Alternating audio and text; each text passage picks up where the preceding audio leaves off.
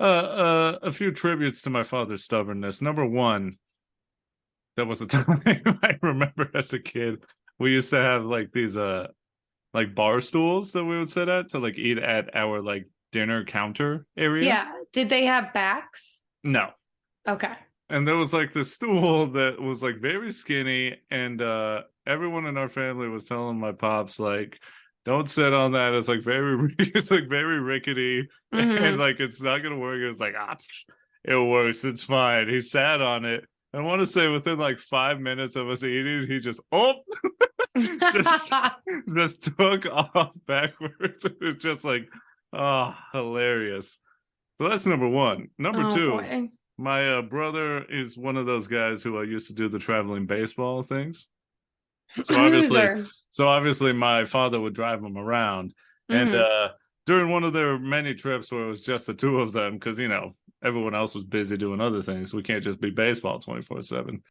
Taco stand, side of the road. My brother, he like gets the carnitas or whatever. And my father's like eyeing the fish, and my brother was like, "Don't get the fish. Like, look where we are. You think this fish is gonna be good?" So, of course, my father got the fish, and then he proceeded to get like food poisoning. It was Oh my out God. of commission for like the weekend. Hilarious. And the last one, I'll say, similar situation. My father, which I definitely get from, is he doesn't want to waste food. So one Mm-hmm. time he got like a dozen donuts Oh my and God. got some jelly filled ones, which we're not too crazy about. I like them more now, but this was a few years ago when I wasn't super into them. Anyways, they like get old and dry, and like we throw the whole box in the trash. And he comes home one day and he's like, what is this?" And we were like, please, like they're Like, Dad, they're no bad. one has eaten these donuts for like five Oh, days. yeah, They're almost a bad week. and they're dry. And like just leave it. It's one donut. And he grabbed the donuts out of the trash, ate the donut, and then got food poisoning again. It's just, on the couch, just, oh, I don't know about this. Like, what? He was like, what do you think it was? Oh, I don't know.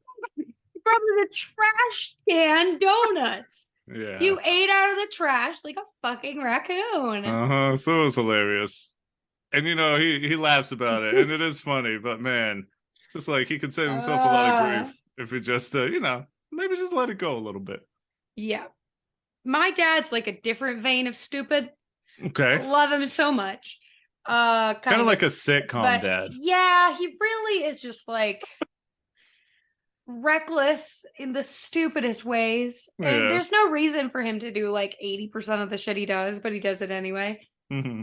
One of the number one things that comes to mind is, back in the olden days when I was Mormon, Ooh. I was still a teenager, and so I was something that Mormons do in our region sometimes Okay. is they'll get together in the summertime and go ice blocking.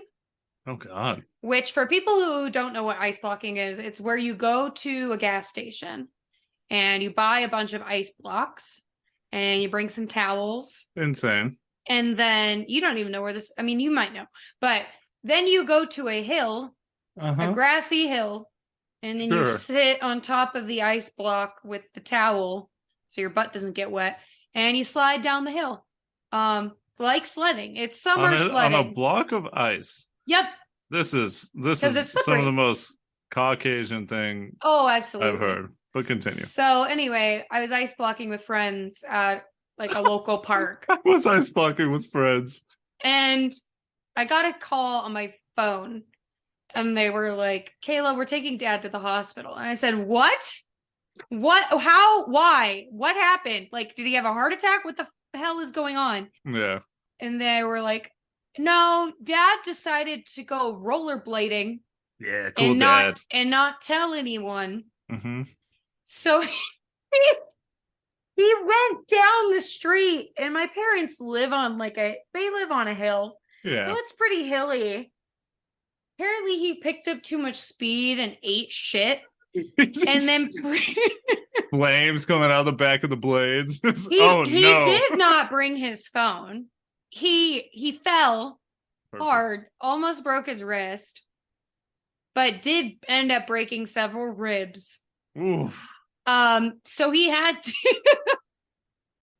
like, I don't know if he walked back home, but in my mind, I like to imagine he was just painfully roller skating back to the house. Yeah, the one hand on the chest is with his tail tucked between his legs, just telling my mom, hey, I think I need to go to the hospital.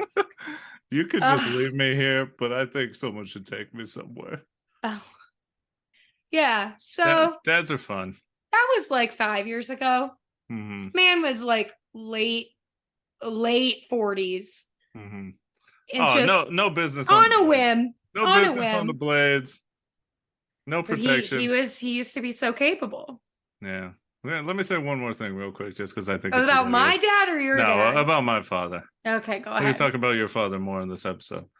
That's true. That is God, that's true. So, in short, my family, like we don't cuss, we don't use swear words around each other, you know. It's just kind of like my parents instilled that in us, and I don't want to, you know. I feel like it would be disrespectful to my parents if I did that. So, in moments of like being heated, they'll use alternative words. And I remember one time, it was just so funny because, you know, my parents are Mexican. They're from Mexico. They immigrated over here. So English is their second language. And I mean, they're fantastic at it. They've been living here forever. But still, every now and then, they get situations where you could tell in this situation he was struggling to find an alternative word. I can't remember what we were just like in the parking lot of like a store or a mall or something. Yeah. And this was like 10 years ago, something like that. Okay. But so you were a teenager. No, I mean, thank you. But no, I was in my 20s. I forgot how old you are. No. That's enough.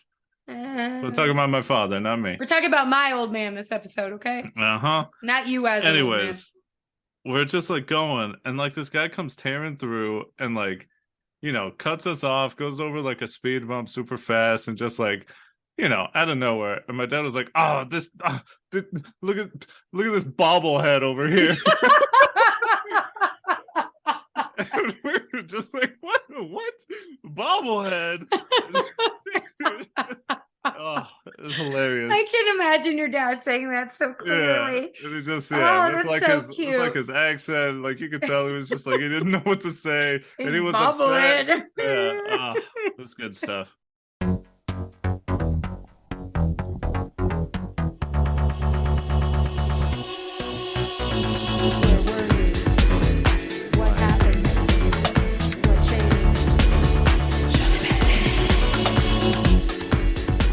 Happy belated Father's Day to all those Sho-Dependent fathers out there. You know, our fathers, the fathers of our friends, maybe any listeners out there who are fathers. Hopefully there's at least a couple of you. I don't know, maybe. But right now you may be thinking on this Thursday after Father's Day, what am I listening to right now? What did maybe your kids convince you to give it a listen? Maybe your buds, maybe we did. Either way, we'd like to welcome you back to a Father's Day edition of the Sho-Dependent podcast. What is this podcast, you ask? Well, it's a podcast that talks about the relationships in the media we love and our relationship with those things, exploring our codependent tendencies with these things we love, how they shaped us into who we are today, much like a father does. Oh, God. And whether or not that relationship has changed. Now, today, I don't think there could be anything better. At least, I mean, there have been a lot of great dads that I've seen in media and all that, but this movie right here came out 2021. It's called The Mitchells versus the Machines, and it very heavily deals with families, but more importantly, more specifically, the father-daughter relationship that is prominent in many families, and the strain that a lot of these women in our lives have with their fathers. I'm not foreshadowing anything at all. I'm already starting to disassociate. It's going to be a good one. For my half, a non-daughter in this episode, you know, I am a son to a father, but the father and the son in this film have a pretty good relationship. So I'm just going to say that my name is Eddie. Hi, Eddie. What up? And hey, that strained voice over there, you can tell through the audio is wistfully looking off screen. I am. I'm looking at Buddy like scraping bug guts off the window from where I killed that fly and I never wiped it up. Oh god. Now he's just like sniffing it and pawing at it. I think he's trying to lick it off. Fantastic. Anyway, my name is Kayla. Hi guys. Hey, how's it going? Hi. How you feeling today? How you feeling about all this? You know, Father's Day. I don't know how much, a lot, or a little you want to say about all of this, or you could save a lot for your therapist. But how are you feeling? I don't have health insurance anymore, so I don't know. I don't have a therapist anymore. Oh God. Oh God.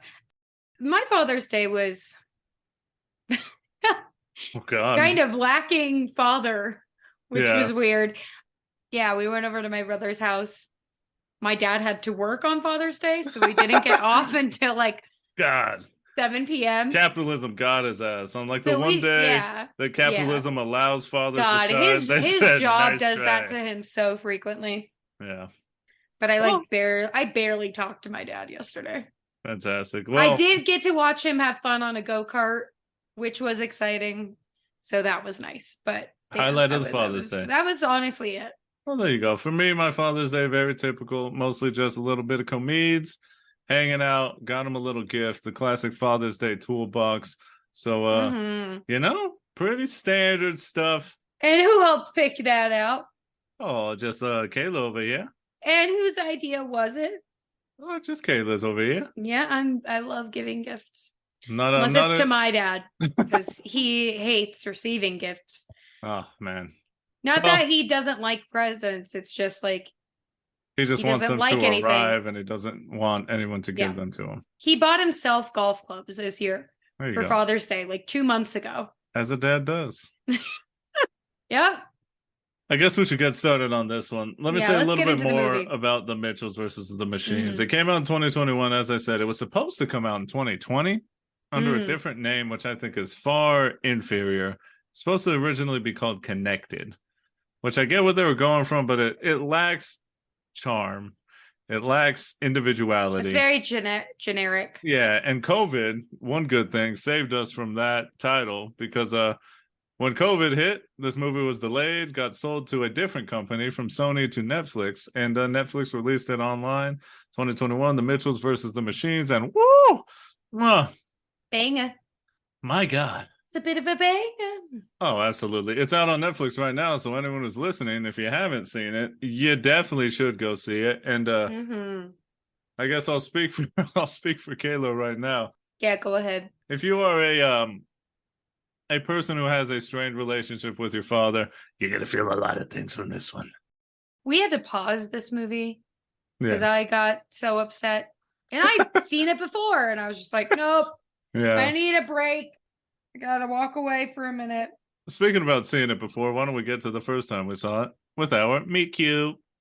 It's a meet cute, baby. It's how we met this thing. We saw this movie in the midst of the pandemic, so we saw it together. Like I said, came out 2021. This is firmly for us in the United States when we were supposed to be quarantining, staying inside, and all that. And well, not a lot of people did that, but a lot of us did, and so we didn't have a lot going on. Saw this movie come out. I could say right here, it is made by Lord and Miller, that team of like writers, creators that they did like the Lego movie, Into the Spider-Verse, Across the Spider-Verse, and The Mitchells and the Machines. And let me tell you, it was kind of like an instant like, woo, this is something nice. You know, because spicy. Because it came out 2 years after Into the Spider-Verse, and that movie... Many people have said it before. I'm not going to be saying anything unique here, but I will reiterate that I truly believe that film has been groundbreaking, revolutionary for like animation as a whole.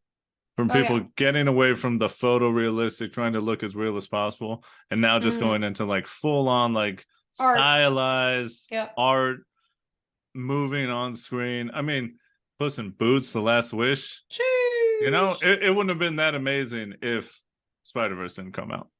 Damn straight.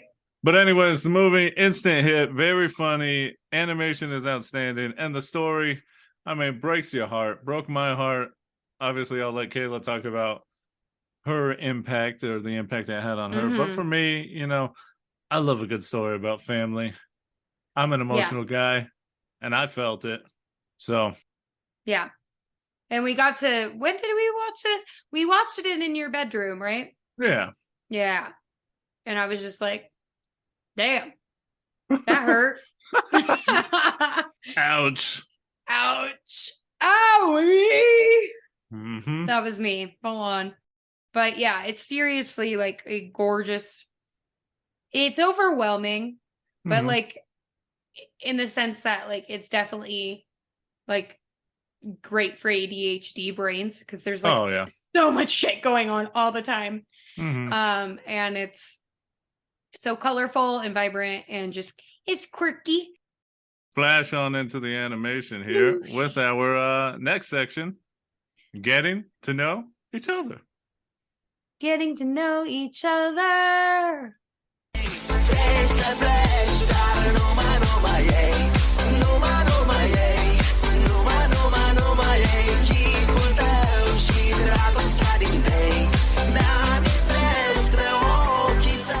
We can get to know this movie much like the father-daughter get to know each other here in this film, huh?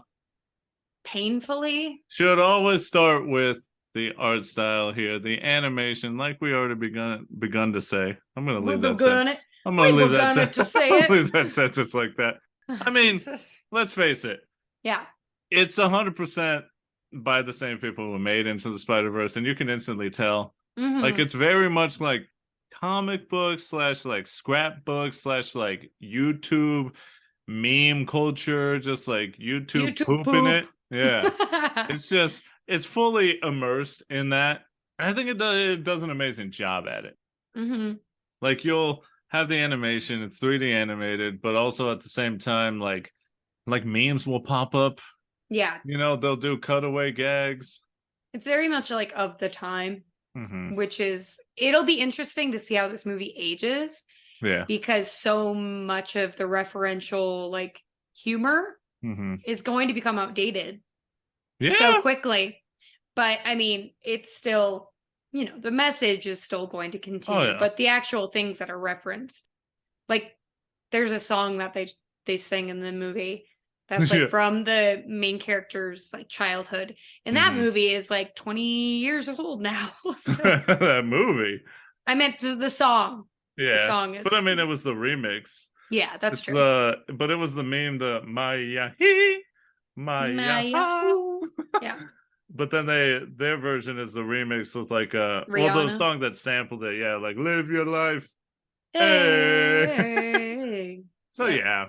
But I'll reiterate, this whole animation team or whatever they got going on, they're revolutionizing animation. Mm-hmm. And man, it's just a very funny movie. We'll talk more about the bits and all that while we sort of get through it, I think. Yeah. But like you said the word quirky, and oh, she quirky. Mm-hmm. Not only her, but the whole family is quirky in this one. I don't even remember the lead character's name. Well, why don't I pull it up for you? That'd be helpful. I don't really know everybody's name. The Mitchells? I just know the mom, dad, brother, sister. That's it. Let me tell you who we got. Okay. The Mitchells are Katie, who's our main character. She's the daughter. Rick, he's the father.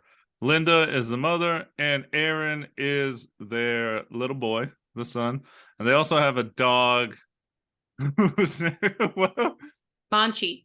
Yeah, Monchi, who's like a He's a pug. ugly little ball of a dog. But Mhm. obviously, since he's a cartoon dog, he's very funny. He is funny. And other He's than that, very we've stupid. we've got some supporting cast of some robots who are very funny. Eric Andre is like the guy who messes up, and technology. Obviously, we got versus the machines. So there's robots out here trying to take over the world. Oh, there's robots up in this piece. Mm-hmm. And I'm afraid. But I mean, let's not waste any more time on this. This film is all about family. Yeah. And sort of like just that classic tale of like the father who hasn't really adapted to the times. Yeah. of all this technology around. You know, he comes in from work. He kind of only talks about like the outdoors The and 3 things that he knows. yeah. And like he does the thing where he wants everyone to put their phones down and just like look at each other for like 10 Mm-hmm. seconds and Oh talk to each God. other. And it is like the most awkward thing ever.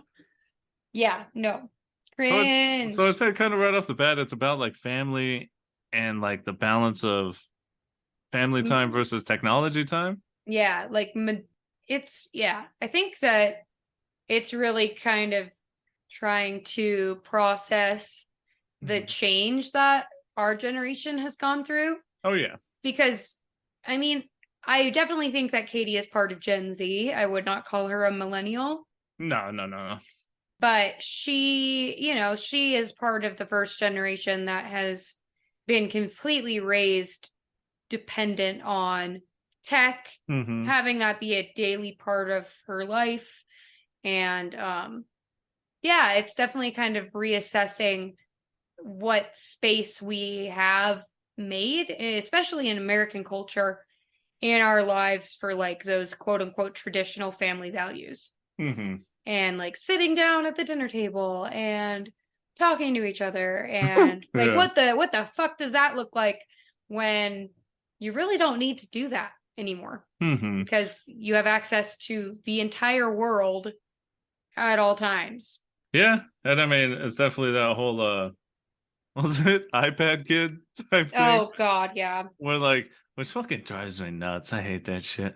We really Mm-hmm. gotta and I think I'm seeing, I'm hearing a lot of rumblings. I don't know. I'm not super connected to everything, but from what I can tell, there's kind of like a growing pushback from like the new generation to sort of Yeah. like be a little more less on technology and a little more in the Disconnected. moment. Yeah. Mm-hmm. Oh, look at you. Yeah. I know that a lot of people, yeah, that It's was an because accident of kind of. also yeah, but it's also kind of like attached to like anti-cringe culture because a lot of I think Yeah. young kids are starting to view like being an iPad kid as super cringe, which Yes. it is.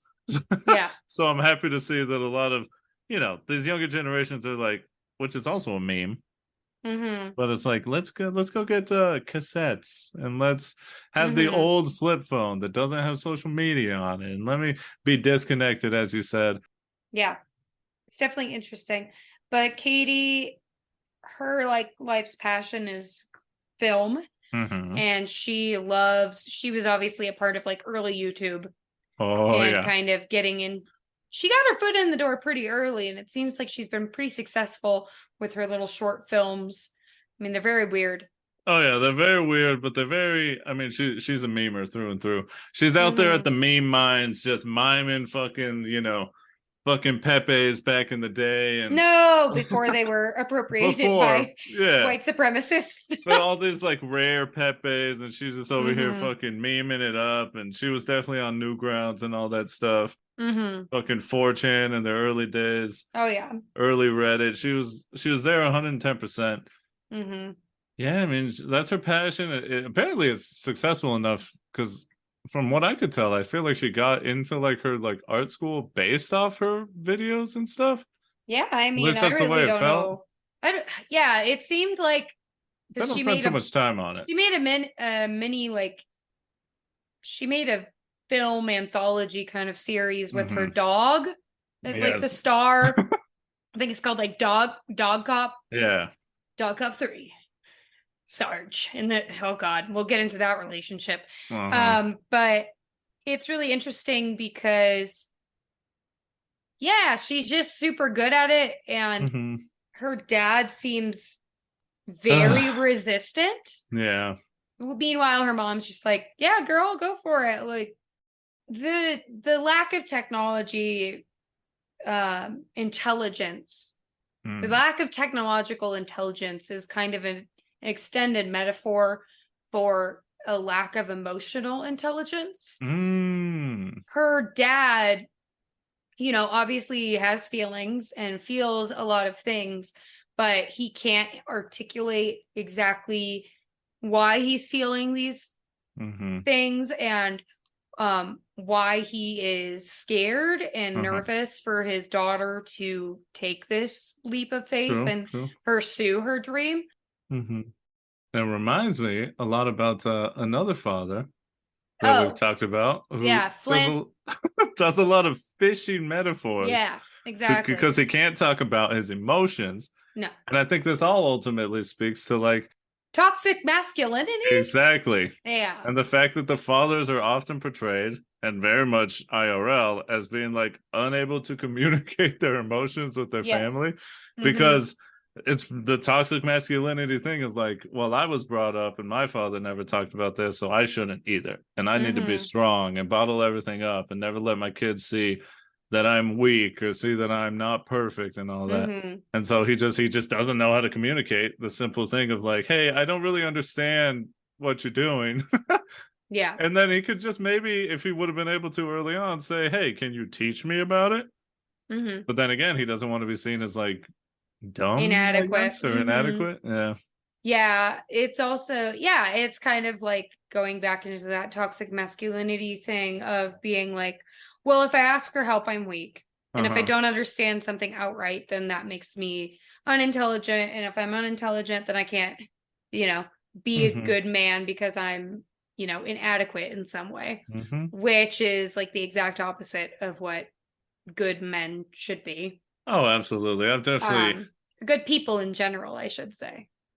oh, for sure. I definitely had that problem when I was younger. I didn't want to like ask for help or anything. Definitely, I think because I didn't want to look stupid. Mm-hmm. So then I did the more stupid thing, which would just be like fail classes because I didn't know what I was doing. So Yep. that's that whole toxic aspect of it. Yeah. It's pretty sad.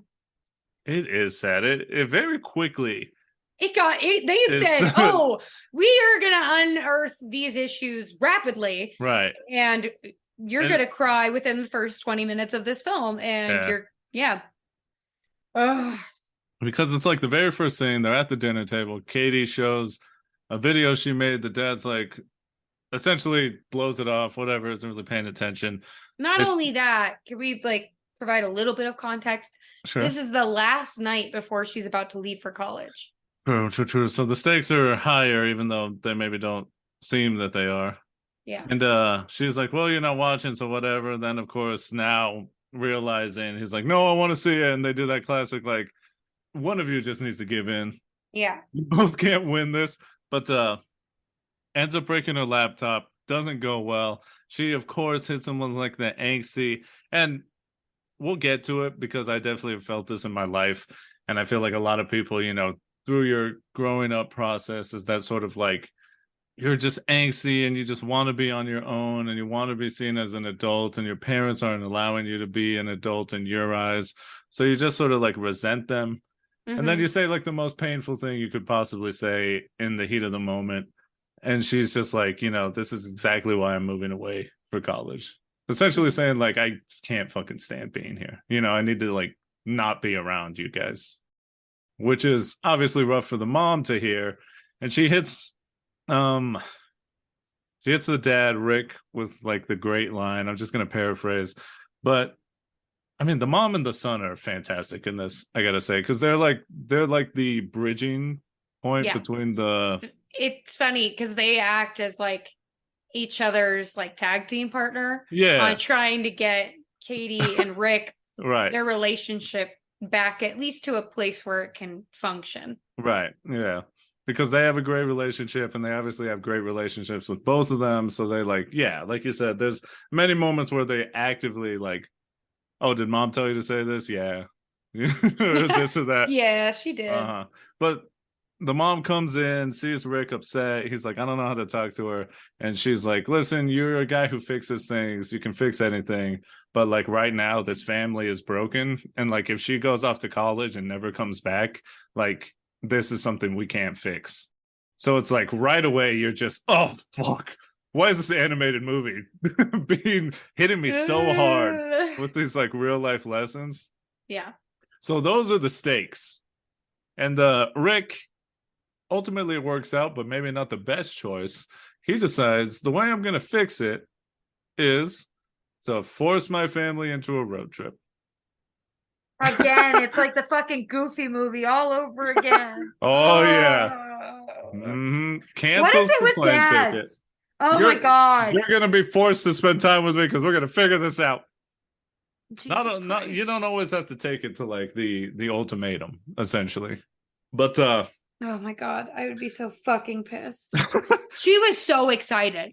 yeah. She was going to go to a mixer. She was going to get to meet all these friends she's been talking to online that are going to the Mhm. same school as Maybe a her. little love interest. Yeah, there's a Little girl named crush. Jade, I think, that she's like Mm-hmm. falling for. And Mm-hmm. I would be so fucking livid.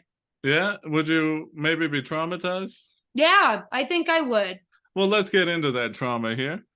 Great. Because the night before Maybe I should be drinking during this episode. the night before he reveals this road trip, in Ah! classic sad dad pull and tug at your heartstring fashion, he goes into the living room like late at night by himself, throws in the VHS, and watches some home videos of Katie when she's a little girl. And man, oh man, does it get the tears I'm welling up in already your eyes? like crying. Yeah. I mean, it's just sad because it speaks to Ugh. parents and their offspring, their kids, and sort of like I think it's hard for parents to see you as not their little baby. Mm-hmm. It's very hard for them to like get to the point where they accept that you're grown up. Mm-hmm. And obviously the thing that they're most going to remember is when you had that like sweet, innocent like relationship where for Rick in this movie, and I think for a lot of fathers, where they were like you were like their hero, you know? So it's very hard to see Rick. How are we gonna do this? I don't know. Just it's just you can do it. You can get through it. What do you need to say? It's so sad. Yes. Why? Take it a bit at a time. You got this. Ugh. It's just so sad because I relate so much to Katie in this movie. Mm-hmm. Because when I was little, I was like a total daddy's girl. And it Mm-hmm. seems like Katie was very much in the same type of situation. Like her dad was like her best friend. Mm-hmm. And not that your parents should ever be your best friend, but like No. Yeah. they're your first friend. Yeah. Or if you're lucky enough, that's the case. Um, but it's just so sad watching like the flashbacks of like how happy they were together Mm-hmm. and just the carefree kind of like joy that they got to share. Yeah. And then you slowly watch her age, Mm-hmm. and then there's kind of like an abrupt cut to like, well, now this is Right. where we're at when we used to be so good. Mm-hmm. And that's what I think he says like at the sink. He was like, I used to be able to like solve all these problems and be able to like do everything, and now like it's just nothing. Like I can't do anything right. Mm-hmm. And he does the question of like, how did we get here? What happened?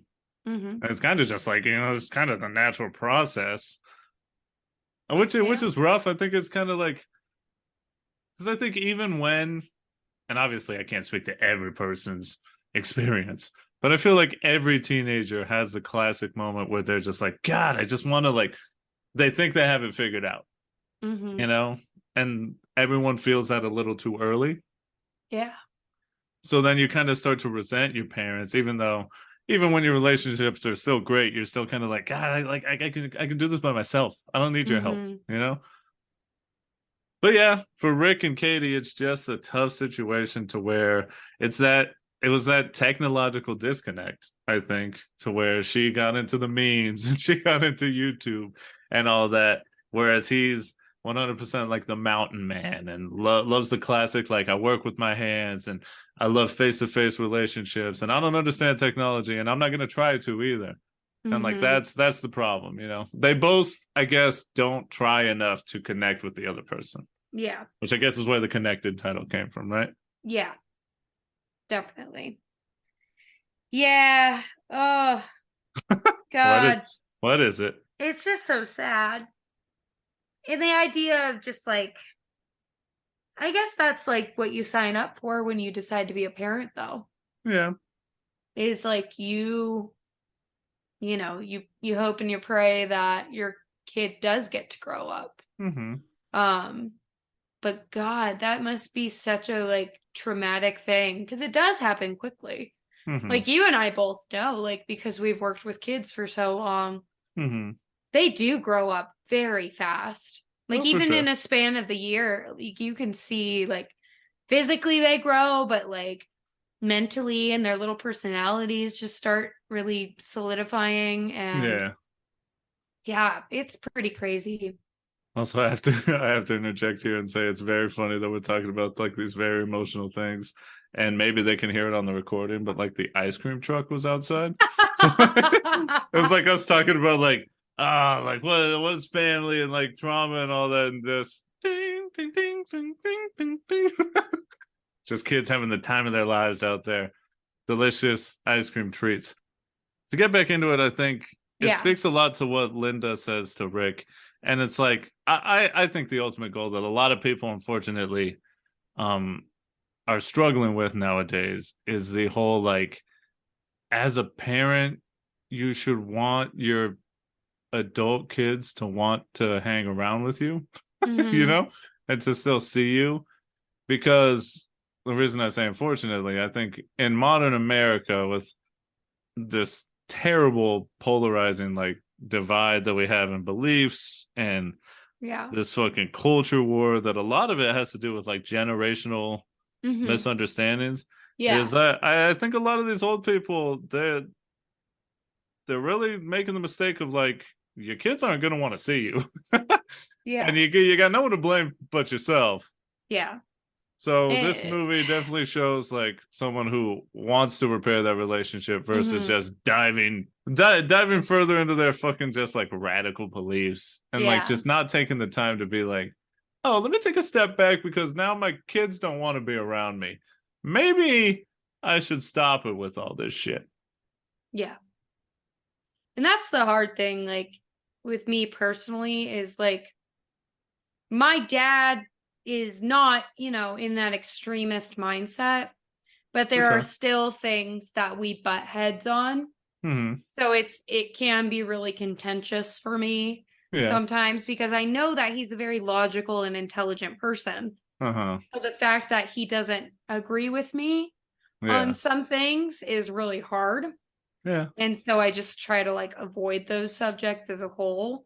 because it's easier to just try not to have those conversations than because what I did as a teenager and early into my 20s Hmm. is like I would fight, like I would get in loud conversations about Hmm. things that I believe my dad was wrong about.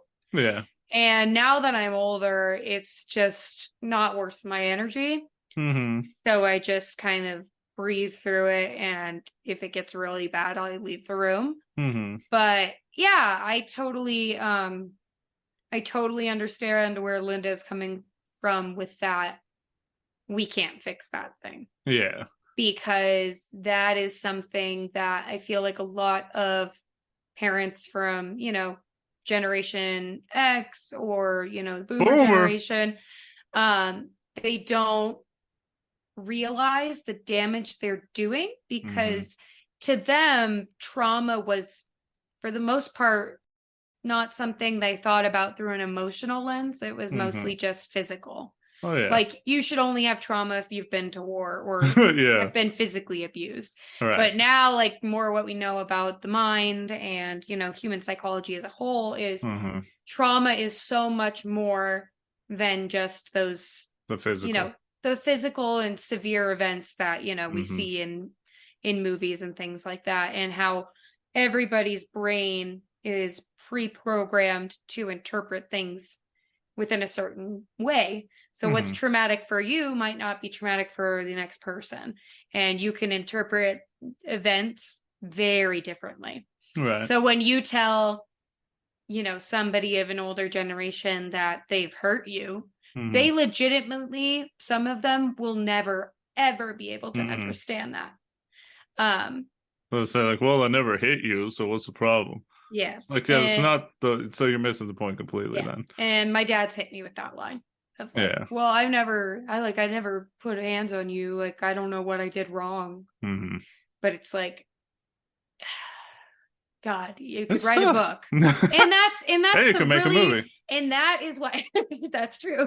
And that is why I think so many people from our generation and Gen Z are just not willing to sign up to be parents, because it is a really insane thing that you're signing yourself up Oh, for. yeah.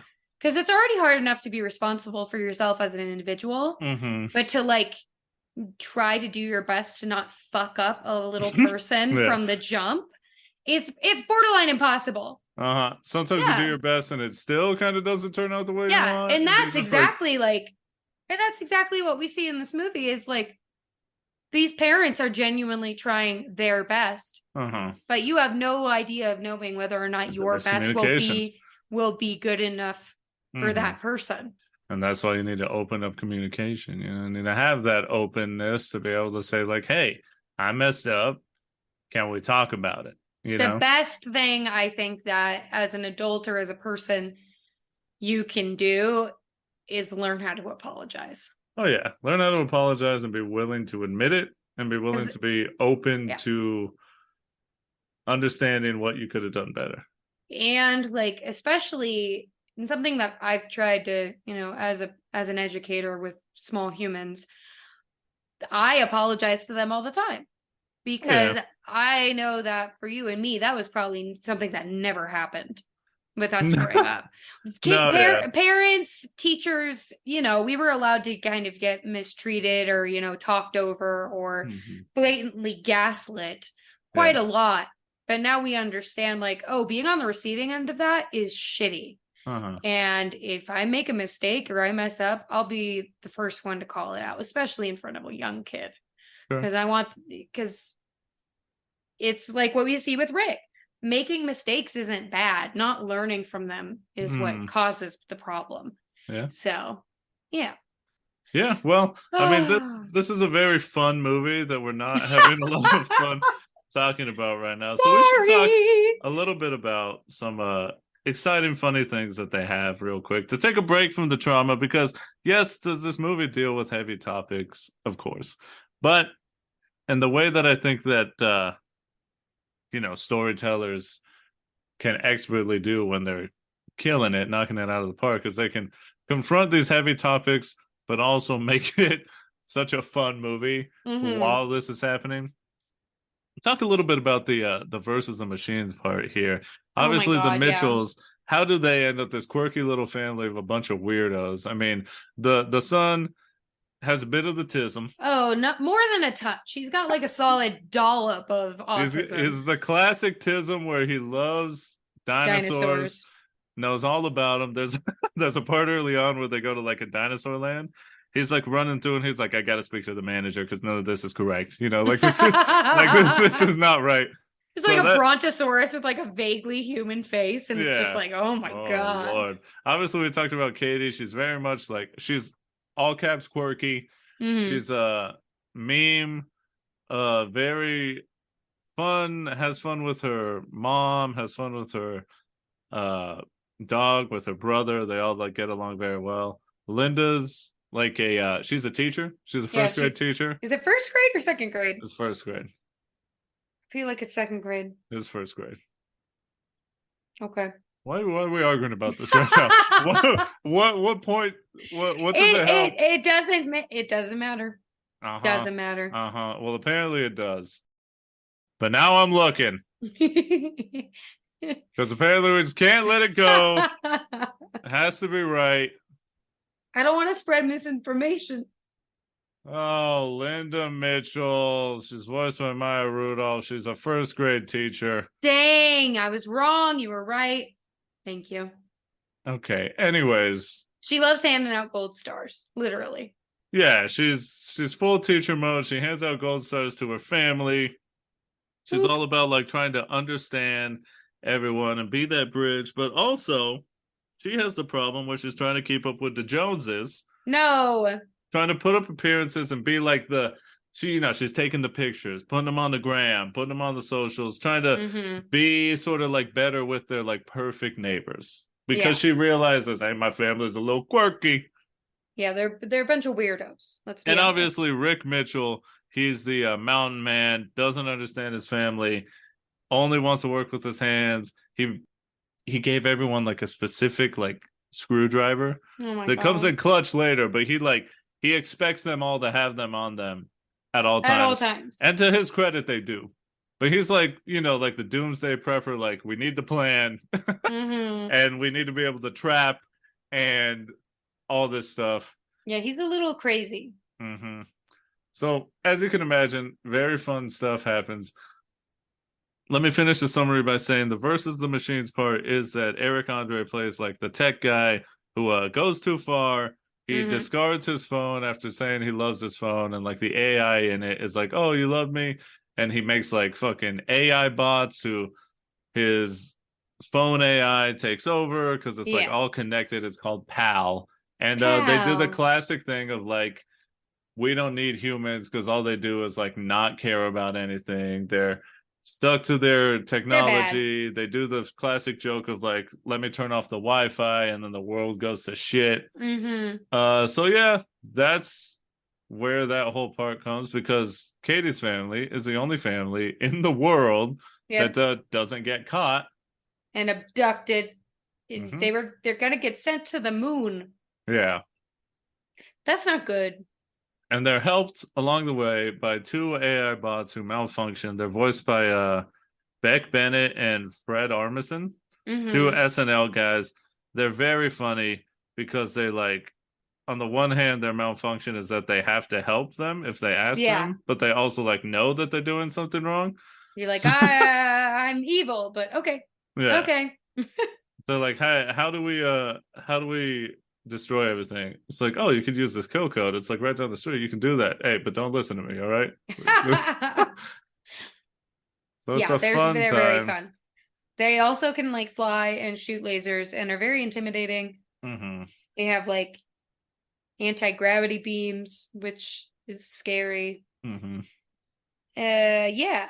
It's not good. Yeah, it becomes the quest of the Mitchells trying to get the kill code and shut down all of like the technology on Earth. Yeah. Goodbye, pal. Everything with the pal microchip.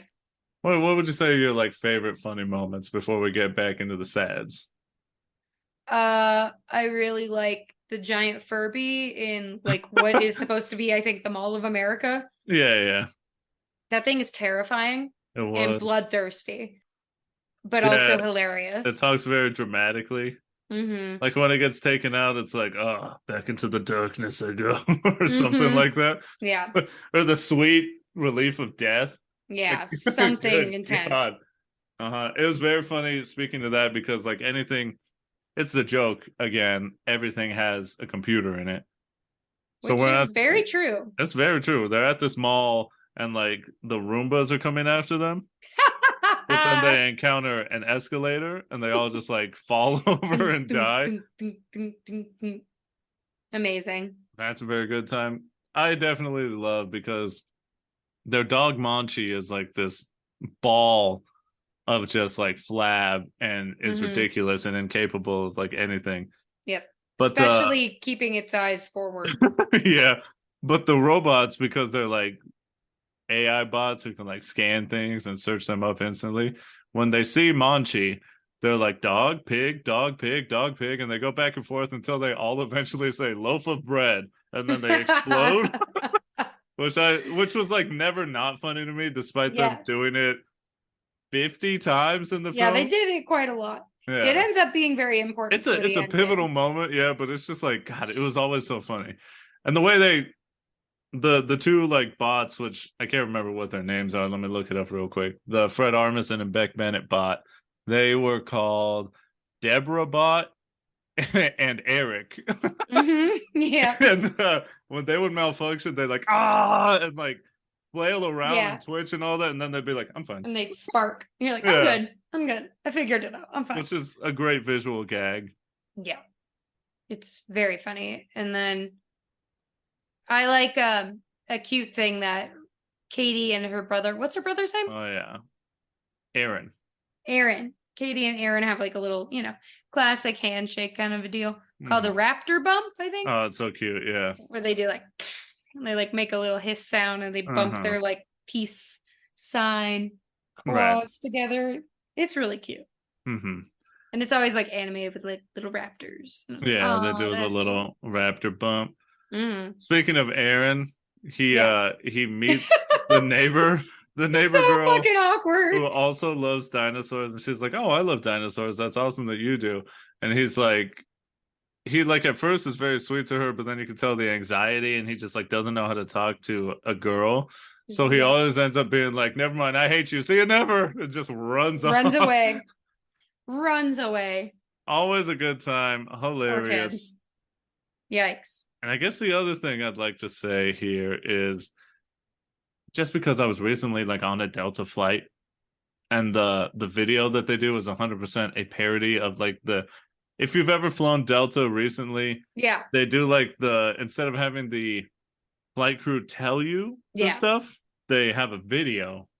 And this video that they do in this film is 100% a parody of that, where it's like got the Fantastic. dramatic angles and the person talking directly at you, like, oh, Mm-hmm. in case of emergency, you should do this. But instead, it's the AI telling all of humanity that like they will be flown and flung into space and like And you'll die, but we have free Wi-Fi. yeah, I'm like, oh well, So that's there you good. go. Yep. That's the one upside. Just other fantastic, very funny things happen. There's too many to count, too many to bring up here. Mm-hmm. But after that bit of levity, a little bit of some fun times, I think it's time to get back into the sads. Hooray. It's a fun time. I feel like I'm, we're at the sad pool Mm-hmm. and we jumped in and we just started drying off and you're like, let's get back in the water again. So we got a little time left, I'm almost dry and now we're gonna get wet again in the sad pool. The sun's still up. We got a couple hours before the sadness, sad part closes. We gotta get back in there. God. So Okay. early on in their trip, when the machines are taking over, Katie lies to her father and says that she needs him and that like he's the only one who can help her. Obviously, very much knowing how to manipulate her father. Because from the father's perspective, Rick, he's like, this is what we used to have. Like I used to be her hero and she needs me, and that's all I want is for my daughter to need me. So obviously he agrees. Mm-hmm. And then really shitty of Katie, because Aaron goes up to her and he's like, "Oh, that's awesome that you feel this way, and it's great to see you and Dad like this." And she's like, "Oh, I lied to him. I just told him what he wanted to hear." And Aaron is immediately like, "Oh, well, that's really shitty." Yeah. Which is funny that Aaron, little boy, is so like connected with like his emotions and like understanding like because he later on questions why she had to manipulate him and like why did you have to say all these things and why do you have to do all this, like why can't you just be nice? Mm-hmm. So that's sort of like the jumping off point of this whole adventure, and they're getting along and things are going well until near the end when the head AI pal, yeah, she shows the Mitchells that she knows all about them because she's connected to all the internets, the interwebs, and she pulls up the security camera video that for some reason could also record audio. Not a lot of them do, but this one did. And it zooms in and shows Rick that Katie lied to him and she doesn't actually believe in him. And she tries to, walk it back and all that. But this leads to like the family getting captured, except for the kids. This is when Aaron like breaks down and he's like, "Why'd you have to say all that stuff?" And he's just, he thinks painful. Everything's over. And yeah, it's a fucking tough one. Yeah. Because at this moment, looking back at all the road trip videos she's been taking, they rewind and she realizes she's been taping over like a bunch of home videos that they had, like Rick and Linda had been making. And they go all the way back to a very particular moment where we finally find out, because there's been like this little wooden moose that like Rick and Katie have sort of been going back and forth on, and you know it's important, but you're not exactly sure why. Yeah. So Katie is their firstborn kid, Mm-hmm. and she always knew that her dad like loved, the wilderness and everything like that. But what she didn't know is when she was first born, they actually did live in the woods, which is all her dad had ever really wanted to do. He made a cabin Mm-hmm. by hand for them to live in, but it just Mm-hmm. wasn't sustainable. Yeah. So they ended up selling the house, selling the cabin, Mm-hmm. and moving, into the city so that way everybody could like, so they could be supportive parents and, you know, but they have video of Rick like saying goodbye to the cabin. Mm-hmm. But before he leaves, he like breaks off a little it's like a post Mm-hmm. where he had hand carved a little wooden moose, Mm-hmm. and he like breaks that off. And that's like the only thing that he takes with that. And he Linda's recording, and then he like puts his head in the window to like say hi to Katie as she's like a baby. Mm-hmm. And she's Linda says, "I know this can't be easy for you." Mm-hmm. And he's like, "No, it's easy." Mm-hmm. And he looks at Katie, and it's just like, oh, I understand now. like that moose is like it's like a symbol of him Mm-hmm. and his important, like, it's his passions. But oh god, it's just so sad. Yeah, because early on we had seen this moose as when little Katie was going off to like a camp and she was crying, and of course her father's the one who can calm her down and make her feel better. And he gives her this moose, and she's like, "But this is your favorite thing." He's like, "No, but it's gonna keep you safe, and all that stuff." So there's obviously significance there that he gave up his like one most important thing Mm-hmm. to his daughter, which he already did in taking that moose. He gave up. It's like the classic case of like, as a parent, which whether you put that much pressure on it or not, but sometimes you maybe have to give up something that you Yeah. love in order to support your kids Mm-hmm. and in order to support their dreams. He gave up his dream home to give Katie a better life, to give her the life that she deserved. Mm-hmm. And it's all about like the parental sacrifice. Yeah.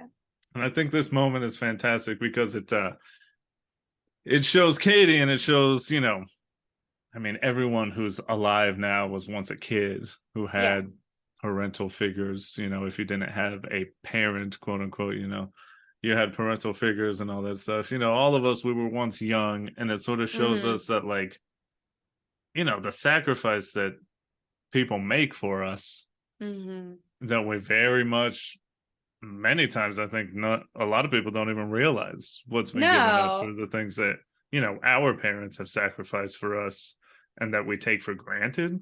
Mm-hmm. And that she instantly feels selfish because she's like, well, look what I essentially made my father give up. Yeah. And then I act like he's never done anything for me, Mm-hmm. So she instantly is like, I messed up bad. mm-hmm. But it all works out. Okay, we're just gonna jump. We're gonna jump on by that, No. huh? No. I don't know. It I don't know if they ever truly end up fully understanding each other But they by the have an end of the movie, understanding. but they do have an understanding. You don't think he's more supportive? No, I think he is. He got a YouTube channel, Mm-hmm. apparently. Yeah, and he So follows her. He sent her a friend request, and why didn't she accept it? it was a letter in the mail. It He was not a notification on he YouTube. physically sent her a letter that says, "Will you be my friend?" And she was like, "I thought this was from some weirdo. Like, what? Who sends that?" It's so creepy. Like you said, it works out. They Yeah. bond over the song. They sing their Maya He. and it plays, and they destroy the robots, and they get the kill code into PAL, and everything works out, and she gets to go off to, college. At the end, he sees the moose in her backpack, and he like pushes it in further to like solidify, like, they're coming together, and she still needs her father in her life, and he is working to make it better, and they're both just working to understand each other.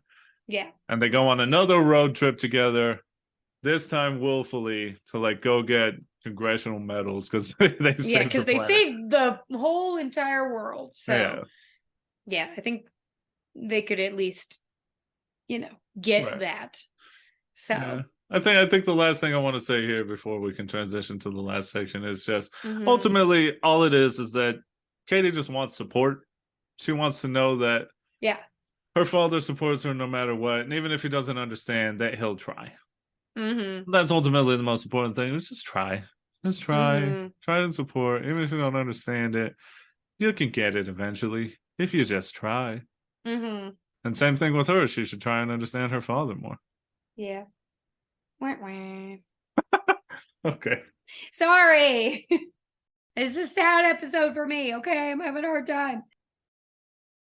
Another fun thing that this movie does, very subtly, but I mean, it's noteworthy, I think, is that I could speak on that real quick just because I did see it on Wikipedia. Is because what you're about to say is that, and you've mentioned it already, is that Katie is a lesbian. She's at least queer, we don't understand the full breadth of her identity. But at the end and early on, it shows that she's interested in a girl, and at the end, she's like dating this girl. And it's not made a focal point of the film.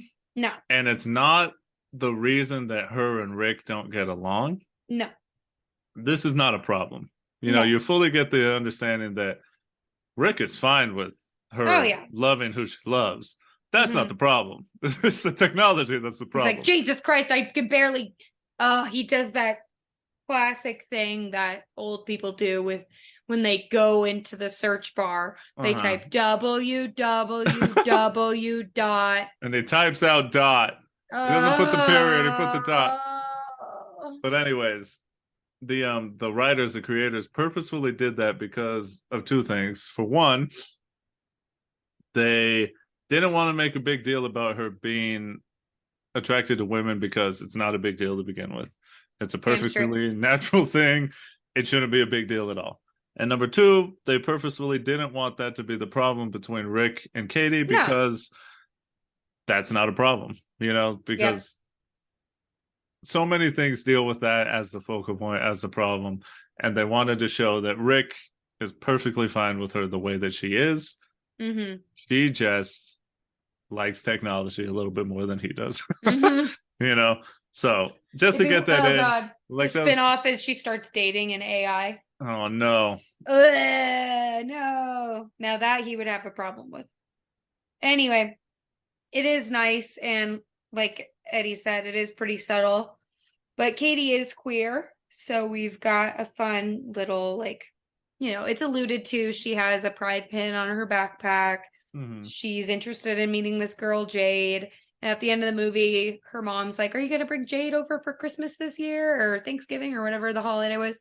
So it's just nice that that's just like a non-issue. It's just who Katie is, and she really loves school and is super happy and excited. And the fact that she chooses to go on a road trip with her family is pretty telling that everybody has made enough progress in the right direction to be willing to sign up for that, because Jesus. Woo. And especially during Pride Month. Happy Pride! And not to get political, even though it's not. But I think it's very important for us to see these characters, see people who are queer, all the spectrum of the LGBTQIA plus. See these characters in media, and for it to not be a big deal. Yeah. because it's not. You are who you Nope. are. And, you know, like we've said many times, even though it's hard to do, I don't know. Hmm. If your family's not accepting, you can find your Yeah. chosen family. And obviously, it fucking sucks. And Oh that's kind yeah. of where I speak to those parents who don't deserve your time, who don't Hmm. deserve you to be in their life. And then they can wonder, well, why didn't my son or daughter or whoever come back? Well, because you said that they were a demon and the lifestyle Hmm. they chose is demonic. Happy And Pride Month. You mean demon? demon time. Demon. So fucking hard. I love it. I know. It's like they Oh, purposefully, they it's like, didn't why'd even you make know. this badass? This is amazing now. You're not doing the thing that you expected to do. No, you are fanning the flames. Yeah. So, once again, happy Pride Hmm. and a happy Father's Day. Oh, We'll say it again, but happy Father's Day, especially to all those fathers like Rick who are accepting of their children's gender and sexual identity, no matter what they are. and to all the dads like Rick who are trying their best. Mm-hmm. That's what we ask. We just want you to try. All right. Well, if we're talking about that relationship, let's get to our relationship with this Hmm. one. The DTR. I'll start us off just Please by, do. I don't know. I just don't want to keep it short and sweet and just say I do love this movie. I love the humor in it. Obviously, we Hmm. talked about the more serious topic here, but if you go watch it, it's on Netflix right now. It's incredibly funny. Oh yeah. It goes quick because it's just Oh so yeah. fast paced. You'll have a fun time watching it. It deals with this complex issue very well. Yes, it does. It ultimately just shows the lesson that I just said that just try. Do your Just best. try. You don't have to fully understand your father, and your father doesn't have to fully understand you. But as long as you both make an attempt to understand each other, your relationship will probably be better. And it speaks to parents, fathers, men having to open up more and be more open, which is a big thing that I'm all about. I mean, how many Hmm. times do I cry on this? I love it. And I love you crying. you Not know, all the time, obviously, but no, I understand, but I think it's important. I kind of, I don't know. As a kid, I didn't like that I was this way because I just felt like, why am I so emotional? Why am I, as a boy, so emotional? hmm. Why can't I just do these things without getting upset or crying? But now I just realize, like, that's just because I have to let it out. Hmm. And, it's fine and it's good and I like it and it feels good and it feels nice. And I think more men should do it. And especially more fathers should cry and show Hmm. their, sons or everyone in their family that it's Yeah. okay. So I think it's fantastic. Rick does a great job, and he's a great father who's just trying. And with my relationship with this, I don't know if I necessarily need this movie in my life, but I do love it. So it's kind of like, I don't know, it's like a great friend, Hmm. great bud that I'll see time and time again, and I will enjoy hanging out with every There time you go. and having a good cry. Yeah. Oh yeah. All the tears. Mm-hmm. This movie is hard for me. Mm-hmm. It's got a lot of emotional triggers, but it is a good reminder of like all the work that me and my dad still need to do. Mm-hmm. Um, so in that sense, I think I should be dependent on it. Okay. Because it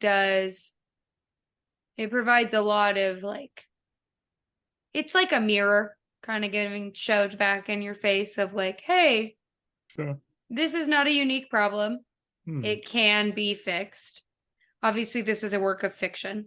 So there's a lot of wish fulfillment happening and a lot of instantaneous, you know, Yeah. payoff. But it definitely attests to that change can happen, but you have to work at it. Yeah. So yeah, I think this is a really important movie, especially for those of us out there with daddy issues. Hmm. It's definitely helpful. And yeah, it's a really sweet story about a family acknowledging their weaknesses, but trying their best to turn them into their strengths. So it's really nice.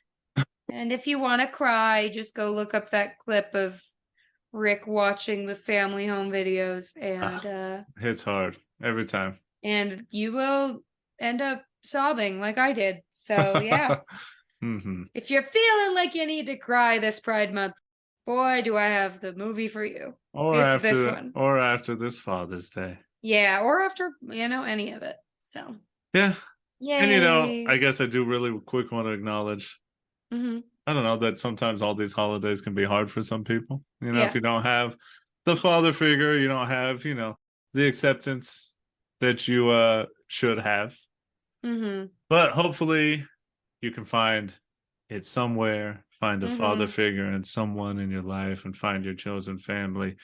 The nice thing about life is that there are opportunities and there are people out there who will love you for who you are. Sometimes it just unfortunately takes more work than it should. Yes. But there's someone out there for everyone. So with that all being said, hey, thank you so much for listening. We hope you enjoyed a little bit of what you heard here. I know it was there's another sad one. We like being sad. It's important to talk it out, right? Yes, it is. Another sad one from a very fun movie. But if you enjoyed a bit of it, give us a follow, download, spread the word. Tell your family, whether by birth, whether chosen, anyone you love, that they can find the Sho-Dependent podcast on Apple Pods, Spotify, Google Pods, wherever you listen to podcasts, we should be there. You can follow the podcast, Twitter, Instagram, TikTok. We're slowly but surely doing a little bit more there. You can find us at Sho-Dependent Pod. That is at SHO Dependent Pod. If you want to give me a follow, it's at Victor V. Sweet on Twitter, on Twitch. Slowly, maybe going to start streaming on other platforms, maybe upload to YouTube. We'll see what happens. We'll see. Kayla, where can you be found?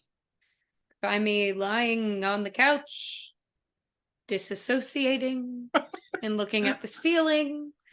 You can also find me on Twitter at DJ Vivich.